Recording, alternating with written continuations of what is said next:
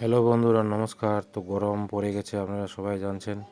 তো আজকে দইয়ের রেসিপি দেখাবো, দই কীভাবে টক দই বানানো হয়। তাই বাজার থেকে মাটির সরা কিনে নিয়ে আসছি, টক দই নিয়ে আসছি, যা যা উপকরণ লাগে। দুধ নিয়ে আসছি, দুধটাকে ভালো করে খড়ির আগুনে ভালো করে জ্বালিয়ে একটু ভালো করে জাল দিতে লাগবে। দই একটু ভালো করে দুধে জাল দেয়, যেন উপরের যে বাড়তি জল সেটা কেটে যায়। এটাকে এখন দুধটাকে ঠান্ডা করে নিচ্ছি। দুধটা এখনও হয়নি, আরও ঠান্ডা করতে হবে, তাই খুন্তি দিয়ে নাড়া দিয়ে আরও এটাকে ঠান্ডা করব। আর দইটা যেটা নিয়ে আসছে বাজার থেকে সেটাও ভালো করে ফেটে নিচ্ছি, যেন দানা না থাকে। সুন্দর করে দইটা ফেটে নিতে হবে, যেন দুধের সঙ্গে পুরোপুরিভাবে ভালো করে মিশে যায়। এই দই দুধের সঙ্গে ভালো করে মিক্স করতে হবে।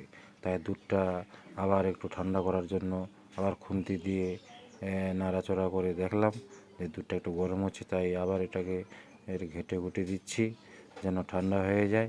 তাই আঙুল দিয়ে দেখছি যে কেমন হয়েছে। আঙুল দেখতেছি যে না চলবে এখন, তাই ফেটানো দইটা এর মধ্যে দিয়ে দেবো। দিয়ে দেওয়ার পর এটাকে ভালো করে সুন্দর করে মিক্স করে নেব।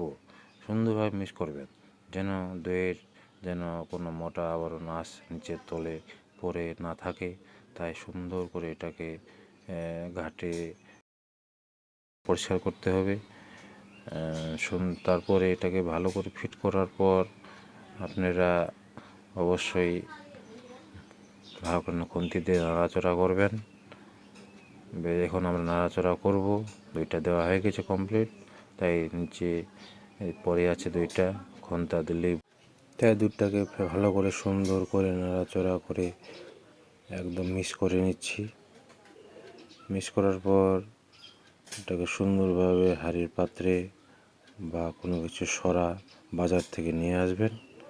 মাটির পাত্রে দই পাজালে দইটা ভালো লাগে, তাই আমি নিয়ে আসছি মাটির হাঁড়ির সরা। তো যেটা দই আমি দুধের মধ্যে মিক্স করে নিয়েছি, বাকি দইটা ছিল, বাকি দইটা এই হাঁড়ির পাত্রে লেগে নিলে সেটা শক্তভাবে দইটা বাঁধতে সুবিধা করে। আপনারা এভাবে দিয়ে দেখবেন, খুব সুন্দরভাবে পাত্রে লাগিয়ে নেবেন, দেখবেন দই বেশ ভালো করে জমে যাবে। তাই এটা সুন্দর দুটাকেই হাঁড়ির পাত্রে দুটাকেই ভালো করে দই দিয়ে মিক্স করে লাগিয়ে নিলাম। আপনারা হাত দিয়ে লাগাতে পারেন বা কোনো কিছু ব্রাশ দিয়েও লাগাতে পারেন। আমি হাত দিয়ে করে নিয়েছি। আমরা তো আর বিক্রির জন্য খাচ্ছি না, তাই বাড়িতে খাওয়ার জন্যেই বানাচ্ছি। তো দুধটা যখন ঢালবেন তখন নিচ থেকে আগে ঢালবেন, তারপর উপরে উঠে ঢালবেন, তাহলে হাঁড়ির সরের উপরে যে একটা ফেনার মতো দেখা যাচ্ছে সেটা দেখতে খুব সুন্দর লাগবে। আর যখন দইটা বাঁধাই হবে তখন সকালে দেখবেন খুব দানা দানা ভাব হয়েছে। তাই দুই পাত্রেই সমানভাবে দইটা ঢেলে নিলাম। ঢেলে নেওয়ার পর এটাকে এখন আমি কাগজ দিয়ে বেঁধে দেবো।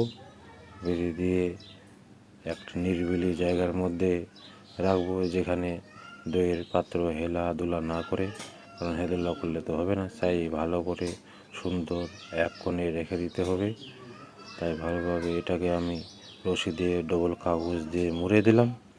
মুড়ে দেওয়ার পর ভালো স্থানে নিয়ে আসছি।